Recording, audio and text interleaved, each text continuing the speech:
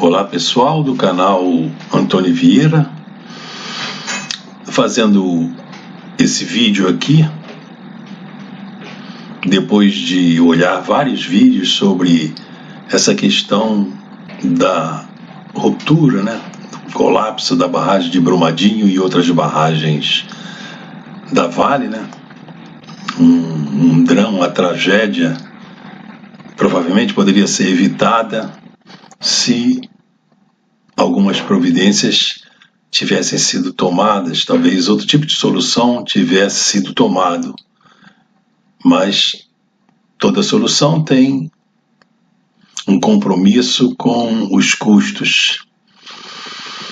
E isso é triste quando não se considera a possibilidade da perda de vidas.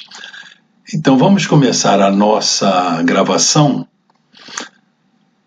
com um canal aqui do YouTube, canal de engenharia, que eu dou os créditos a ele, em que o engenheiro desse canal faz a definição de vários tipos de barragem para que se possa entender o que teria acontecido em Brumadinho.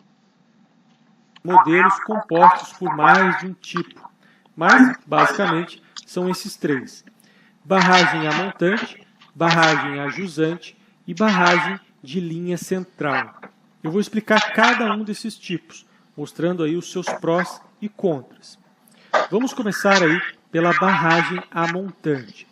A construção desse tipo de barragem começa por um processo que vai ser comum para todos os outros tipos, que é a base, ou também conhecido aí como fundação, que nada mais é que um aterro compactado, geralmente composto aí por rochas, para garantir a boa estabilidade e capacidade de carga. Após esse processo, é colocado um tapete drenante, que vai servir para redirecionar a água represada para dutos de saída, para que essa água não gere danos à estrutura principal. Nesse ponto, é feito o dique de partida, que é a primeira estrutura de contenção. É aqui que eu gostaria de fazer as minhas considerações. É nessa parte estrutural, nessa camada drenante. Essa camada drenante provavelmente é feita como se fosse um filtro de brita com vários tamanhos, e dentro dessa brita se coloca esse tubo que vai encaminhar toda a água para fora da barragem. Entretanto, pela natureza do material do rejeito, que é fundamentalmente lama, um material muito fino, na minha opinião, aqui é que se deu a causa da ruptura da barragem. Essa camada drenante, ela provavelmente foi preenchida, todos os seus vazios foram preenchidos pelos finos do barro, da camada de argila, e não pôde ser drenada de maneira adequada. Não sendo drenada de maneira adequada, toda a carga que foi colocada em cima desse maciço e nos subsequentes que o engenheiro do canal Engenharia vai mostrar, toda essa carga pressionou essa parte inferior, e essa parte inferior, com muita, estruturalmente, como ele próprio diz nesse projeto, é argila compactada, barro compactado. Esse barro, tendo a sua umidade, o seu teor de umidade aumentado, a sua capacidade de resistência ao cisalhamento diminuiu bastante.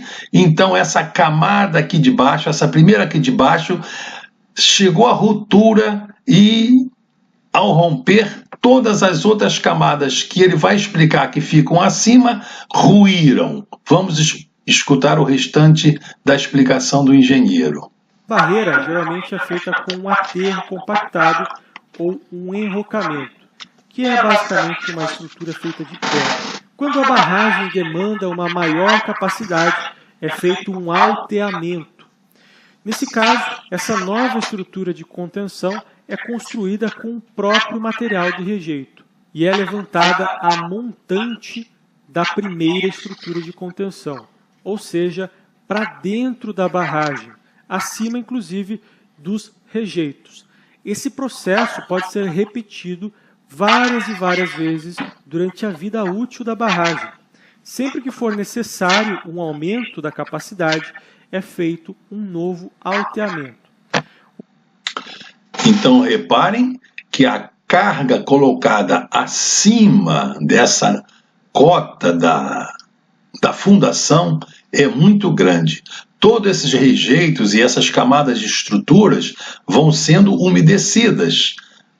Embora sendo de barro, elas serão umedecidas, porque o barro vai absorvendo toda essa umidade, mas nenhuma terá mais responsabilidade do que essa primeira camada que está calçando, que está servindo de apoio para todas essas camadas superiores. Então reparem que, vou repetir, essa provavelmente foi a causa desse desastre. Essa primeira camada aqui, tendo essa estrutura drenante entupida pelos finos da argila, perdeu a capacidade de escoar a água, e a água e o teor de umidade aumentando muito na argila, diminuiu muito a sua capacidade de resistência ao cisalhamento e a lama virou líquido, né? Se liquefez, e é só uma questão de tempo para todas as outras barragens construídas com esse processo ir à ruína. Nesta segunda parte do vídeo, vamos mostrar umas imagens da TV Globo, está aí dado o crédito, para constatar que aquela estrutura de cota mais baixa, que tinha aquela camada drenante, foi realmente a primeira a se romper. Nós vamos ver nessas imagens que essa parte inferior é a primeira a solapar. E quando ela solapa, todas aquelas outras estruturas aqui de cima, elas então caem, descem e impulsionam toda aquela lama para fora. Então vamos à imagem. O rompimento da barragem da Vale em Brumadinho não exige mais um esforço de imaginação.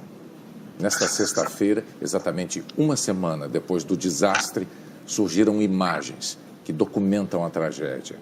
Câmeras instaladas em equipamentos da Vale registraram o colapso da barragem e o avanço avassalador da lama sobre pessoas, sobre construções, sobre veículos. O relógio da câmera marcava 12h, 28 minutos de sexta-feira, quando a barragem da mina Córrego do Feijão se rompeu. Reparem aqui que a camada inferior, tendo atingido sua resistência ao cisalhamento, ela se rompeu e logo as camadas acima dela, perdendo o apoio, foram caindo como se fosse um efeito dominó e impulsionando todo aquele rejeito, toda aquela lama para fora, expelindo tudo aquilo, causando aquela tragédia.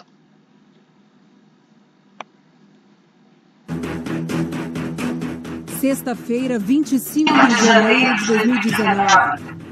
Uma câmera capta o momento exato. O instante preciso em que a tsunami de lama começou sua trajetória devastadora em Brumadinho. Sebastião, Elias, Luiz e Léo estavam perto da barragem na hora em que ela desabou e escaparam por pouco. Domingo, 3 de fevereiro. Nessa parte final do vídeo, o que todos queremos saber é que providências foram tomadas de imediato após aquele desastre com tantas vítimas fatais e para o futuro. Vamos ouvir alguns depoimentos no canal de Iuga, em que eu dou o crédito. Uma nota dizendo que a preocupação inicial do governo federal é com o resgate de vítimas, atendimento à região e a proteção de pontos de a instalação de 2 comitês de crise, um no Palácio do Planalto e outro também no Ministério do Meio Ambiente. E por meio do seu porta-voz, disse que lamenta eventuais perdas de vidas ocasionadas pelo rompimento. Tem misericórdia. Joga pra ela a cota. Misericórdia. Eram 4 horas da tarde quando socorristas...